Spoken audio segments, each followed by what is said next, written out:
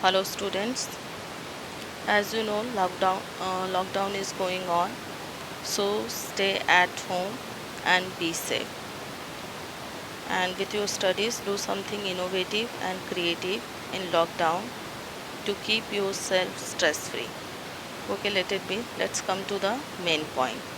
Today I am going to discuss question and answers of A Triumph of Surgery written by James Harriet. So let's begin. Let's see our first question. First question is, why is Mrs. Pumphrey worried about Tricky? तो पहला question है कि Mrs Pumphrey जो होती हैं वो tricky के लिए इतना परेशान वरीड क्यों होती हैं. So answer, right it down answer in point. Okay, so you will get good marks in board exam. So let's see answer. Mrs. Pumphrey is worried about Tricky because first point is he is unwell, then refused to eat anything, had bouts of vomiting, and lastly she thinks he is suffering from malnutrition.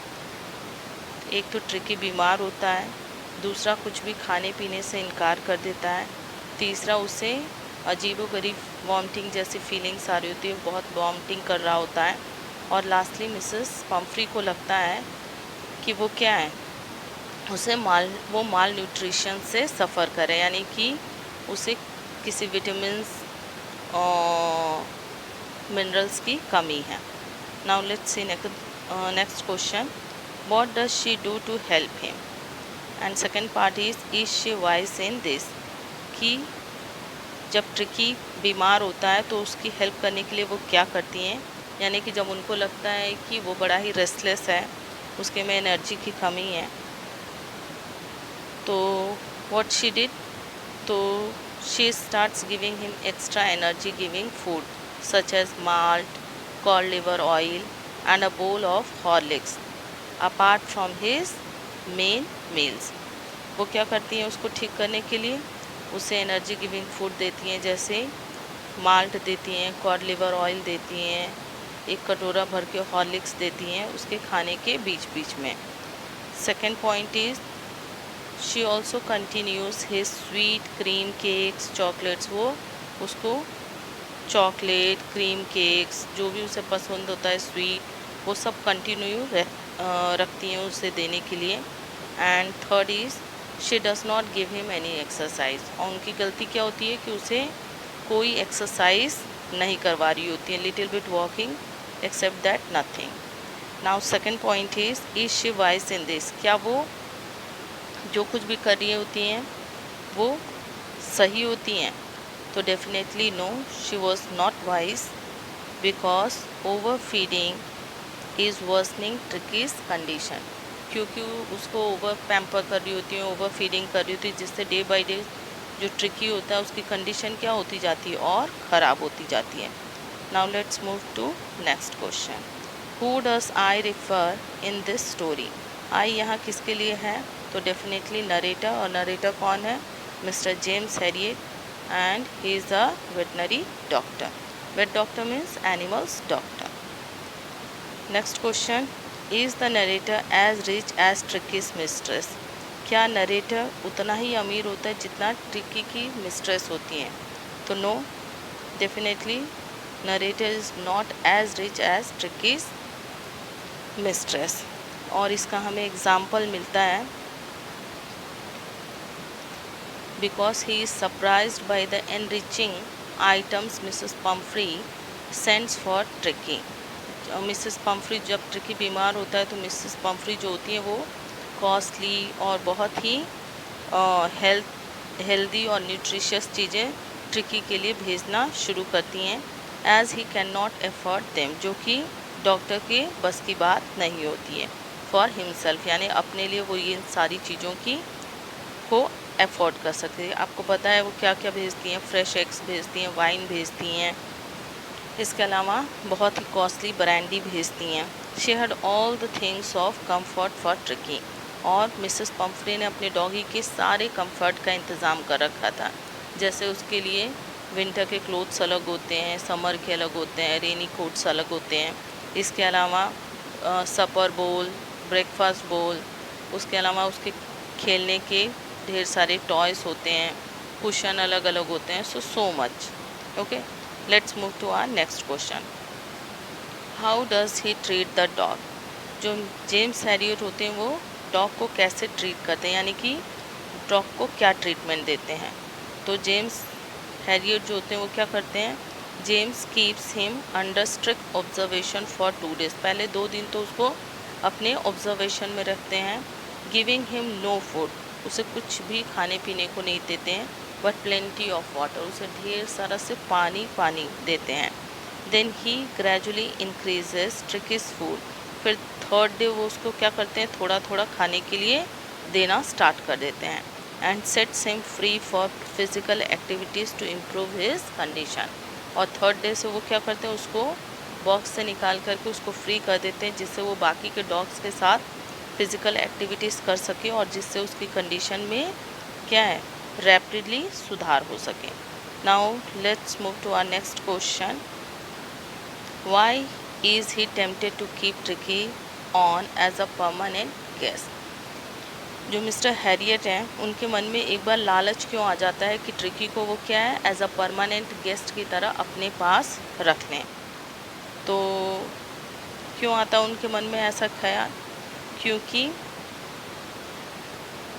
He does not want to lose the luxurious inflow of fresh eggs, wine and brandy, क्योंकि वो नहीं चाहते थे कि Mrs Pumphrey जो luxurious item अपने doggy के लिए, ट्रिकी के लिए भेज रही हैं, जिसमें क्या क्या शामिल होता है, फ्रेश एग्स, वाइन और ब्रांडी, वो सब आना बंद हो जाए। और कैसे आना बंद हो जाएगा, जब ट्रिकी यहाँ से चला जाएगा तो definitely she will stop sending these all items. Next question you see, why does Mrs. Pumphrey think the dog's recovery is a triumph of surgery? Mrs. Pumphrey को क्यों लगता है कि जो उनका डॉगी है जो कि रिकवर किया है वो सारा कमाल सर्जरी का है, यानी तो Mrs Pomfrey thinks that ट्रिकीज recovery is a triumph of surgery because his illness was very serious. Mrs Pomfrey के हिसाब से जो डॉगी की बीमारी थी वो बहुत ही भयंकर थी, बहुत ही सीरियस थी। She was of the opinion that there were very few chances of Tricki's to improve, और उनको लगता था कि ट्रिकी के ठीक होने के बड़े कम चांसेस हैं। And he needed immediate medical attention, और उनको लगता था कि डॉगी को बहुत जल्द से जल्द मेडिकल अटेंशन यानी मेडिकल अटेंशन की ज़रूरत है। दस his revival without any medical treatment was a great achievement, और इसीलिए जब ट्रिकी जब सही होकर सही सलामत बहुत ही हेल्दी, बहुत ही एक्टिव होकर वापस उनके पास आ जाता है, तो उन्हें लगता है कि ये सारा किसका कमाल है, a triumph of surgery. Now let's see think about it question, what kind of a person do you think the narrator, a veterinary surgeon, is? So it's first parties कि आपको क्या लगता है कि जो नरेटर है जो कि एक वेटनरी सर्जन है वो किस तरीके का इंसान होता है। तो the narrator, a veterinary surgeon, is a capable and wise doctor.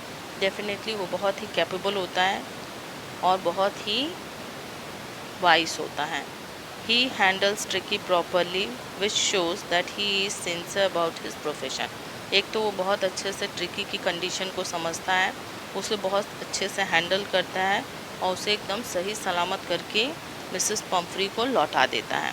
He does not operate upon the dog unnecessarily and cures him by altering his diet and activities. उसके ऊपर कोई बेकार फालतू का मेडिसिनल इंस्ट्रूमेंट या मेडिकल ट्रीटमेंट उसको नहीं देता है, बल्कि क्या करता है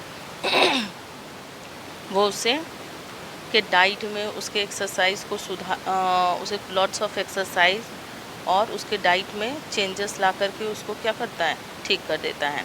now second part will see, would you say he is tactful as well as full of common sense? तो डेफिनेटली इसका मतलब है कि क्या आपको लगता है कि वो बहुत ही टैक्टफुल और कॉमन सेंस वाला इंसान होता है? तो definitely he is a tactful as he knew exactly how to convince Mrs Pumphrey to hospitalize Tricki for a surgery. वो बहुत ही टैक्टफुल पर्सन होता है क्योंकि वो जल्द ही मिसेस पम्फ्री को मना लेता है कि अगर ट्रिकी को हॉस्पिटलाइज नहीं किए तो उसकी कंडीशन में कोई सुधार नहीं होने वाला है। His decision to inform Mrs. Pumphrey to collect Tricky supports his sensibilities even though he was tempted to keep Tricky as a permanent guest. और दूसरी तरफ एक बार जेम्स हैरियट के मन में लालच तो ज़रूर आता है जब उसे फ्रेश एग्स, वाइन, ब्रांडी ये सब मिसेस पम्फ्री भिजवाने लगती हैं अपने डॉगी के लिए, लेकिन फिर उसे समझ में आता है कि मिसेस पम्फ्री जो हैं वो अपने डॉगी के बिना नहीं रह सकती हैं.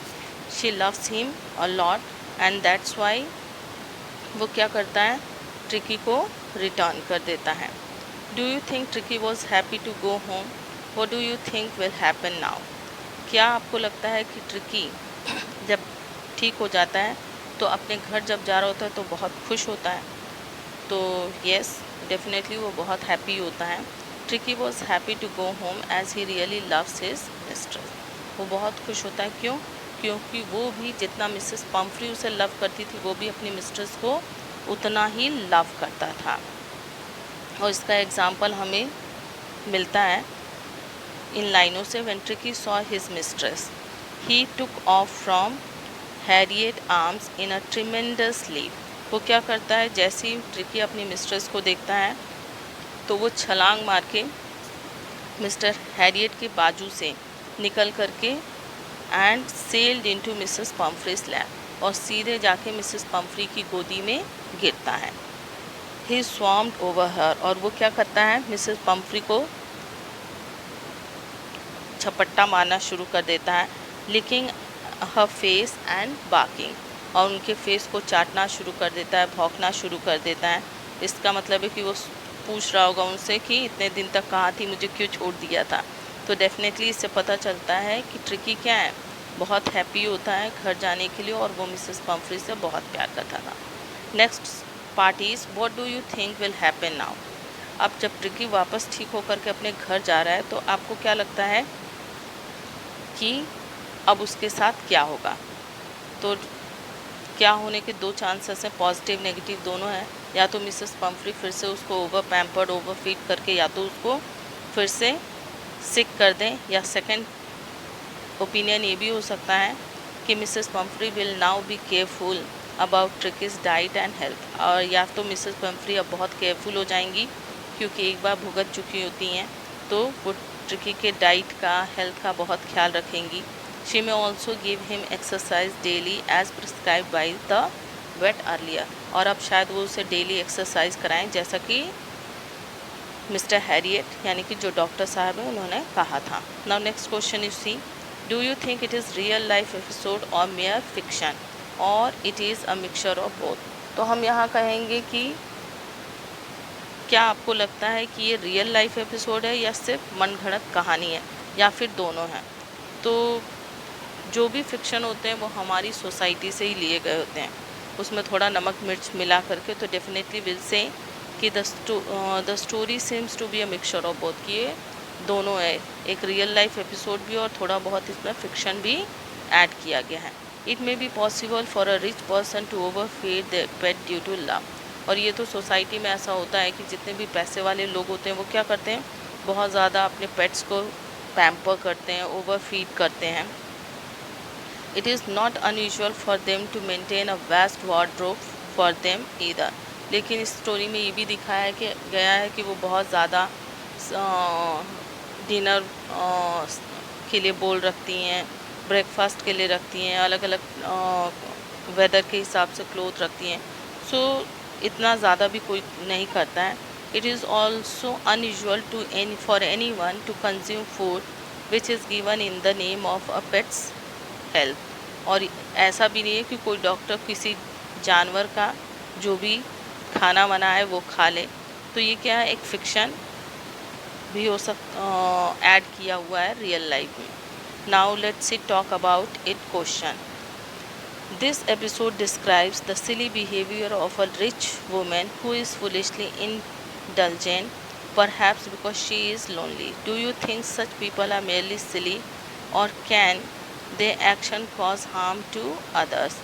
अब इस स्टोरी में ये दिखा गया है कि मिसेस पम्फ्री जो होती हैं वो बहुत ही अकेली रहती हैं और अपने अकेलेपन के कारण वो क्या करती हैं, कुछ ऐसा एक्ट करती हैं, यानी ओवर पैम्पर करती हैं, ओवर फीडिंग करती हैं, जिसके वजह से क्या है, किसी दूसरे को हार्म पहुंचाएं। तो Mrs Pumphrey's action had a harmful reaction on Trickison. तो डेफिनेटली मिसेस पम्फ्री बहुत ज़्यादा डॉगी को प्यार करती हैं, बहुत ओवर पैम्पर करती हैं, ओवर फीड करती हैं, जिसके वजह से क्या है कि उस ट्रिकी के ऊपर बुरा असर पड़ता है। और क्या असर पड़ता है कि उसकी हेल्थ ख़राब हो जाती है। She was over parenting and over feeding tricky in the name of love. और प्यार तो वो उससे करती थी, लेकिन प्यार की वजह से क्या करती है, उसे बहुत ज़्यादा फीड करती हैं, बहुत ज़्यादा खाना देती हैं, जिसके वजह से क्या है, डे बाय डे उसकी कंडीशन ख़राब होने लगती है। He had to be hospitalize, और जिसके वजह से उसे हॉस्पिटलाइज करना पड़ता है। People like Mrs Pumphrey are not just merely silly, but their action can definitely have dangerous consequences for other। और मिसेस पम्फ्रीज जैसे लोग क्या हैं, सिली एक्शन ही नहीं करते हैं, बल्कि उनके एक्शन की वजह से दूसरों को मुसीबत भी उठानी पड़ती है। Now let's see next question. Do you think there are also parents like Mrs Pumphrey? क्या आपको लगता है कि मिसेस पम्फ्री जैसे पेरेंट्स होते हैं? तो डेफिनेटली येस, सोसाइटी में ऐसे बहुत सारे लोग हैं या बहुत सारे पेरेंट्स हैं जो कि क्या करते हैं, मिसेस पम्फ्री की तरह होते हैं। आप लोगों ने भी देखा होगा कि आपके पेरेंट्स भी आपको बहुत ज़्यादा लव करते हैं, और लव की वजह से क्या है कि कभी कभी बहुत ज़्यादा पैम्पर करते हैं, बहुत ज़्यादा बेटा खा ले, है ना, तो बहुत ज़्यादा ओवर फीड भी करते हैं। Who spoil their children by pampering? लेकिन क्या है कि इससे बहुतों बार बच्चे स्पॉइल हो जाते हैं। They over feed their children या pet despite being aware of the harmful effects on their health. जबकि पेरेंट्स को बहुतों बार पता भी होता है कि ये बच्चों के लिए हार्मफुल है या उनके पेट के लिए हार्मफुल है, लेकिन वो अपने लव की वजह से कंट्रोल नहीं कर पाते हैं। Parents like Mrs Pomfrey should maintain a healthy lifestyle और देयर फैमिली एंड पेट्स। तो ऐसे लोगों को, यानी मिसेस पम्फ्री जैसे लोगों को क्या करना चाहिए, एक हेल्दी लाइफस्टाइल को अपनाना चाहिए, अपने लिए, अपने फैमिली के लिए और अपने पेट्स के लिए। Now next question will see, what would you have done if you were a member of the staff in Mrs Pumphrey's household, a neighbour, what would your life have been like in general? अब यहाँ question पूछा है कि अगर आप Mrs Pomfrey के घर के एक स्टाफ मेंबर होते तब क्या करते, या फिर उसके पड़ोसी होते तो क्या करते। तो इट डिपेंड्स अपॉन यू कि व्हाट यू विल डू। मैं थोड़ा सा बता देती हूँ कि if I were a member of the staff in the household I would have not followed Mrs Pumphrey's command to feed Tricki blindly. अगर मैं उनके घर की एक स्टाफ मेंबर होती तो मैं उनके ब्लाइंडली, जो आंखों पे उन्होंने प्यार का अंधा चश्मा चढ़ा रखा होता है, उसको फॉलो नहीं करती। I would have fed him according to the vet's advice, बल्कि मैं डॉगी को क्या करती, जैसा डॉक्टर ने कहा था उसके एडवाइस के हिसाब से उसको पैम्पर करती, उसको उस हिसाब से फूड देती और उसके हिसाब से उसको एक्सरसाइज करवाती। सेकेंड पार्ट इज़ कि अगर उसके नेबर होते तब क्या करते। तो if I were Mrs Pumphrey's neighbour I would have advise her to consult a vet and follow his advice strictly keeping in mind. अगर हम पड़ोसी होते तो हम उसको क्या करते, एडवाइस देते कि एक वेट डॉक्टर से कंसल्ट करो और जो भी डॉक्टर कह रहा है उसकी बात को ध्यान से सुनो, according to that you act. Now next question will see, what would you have done if you were in the narrator's place? अगर आप नरेटर की जगह, नरेटर यहाँ पे कौन है, मिस्टर हैरियट, जो कि एक वेट डॉक्टर हैं, वेटनरी सर्जन है, तो अगर आप उनकी जगह पे होते तो क्या करते। तो if I one in the narrator place, अगर हम नरेटर की जगह होते तो क्या करते, आई would have treated tricky with a similar amount of compassion and love. तो हम भी उन्हीं की तरह, जिस हिसाब से डॉक्टर साहब ने लव के साथ, बहुत ही ऑब्जर्वेशन के साथ उसको ट्रीट किया था, same way we will also do. I would have been equally caring as Mr. James Harriet towards Tricky. I would have just been a little more stern while advising Mrs. Pumphrey to put Tricky on a strict diet, knowing her way of showing love. और हम उनकी जगह होते तो थोड़ा एकदम कड़क मिजाज में मिसेस पम्फ्री को थोड़ा डरा धमका के कहते कि इतना ज़्यादा अपनी डॉगी को पैम्पर मत करो, लव मत करो, ओवर फीड मत करो और हमारी एडवाइस को फॉलो करो. So children, this is the end of your question and answer discussion. Bye bye, have a nice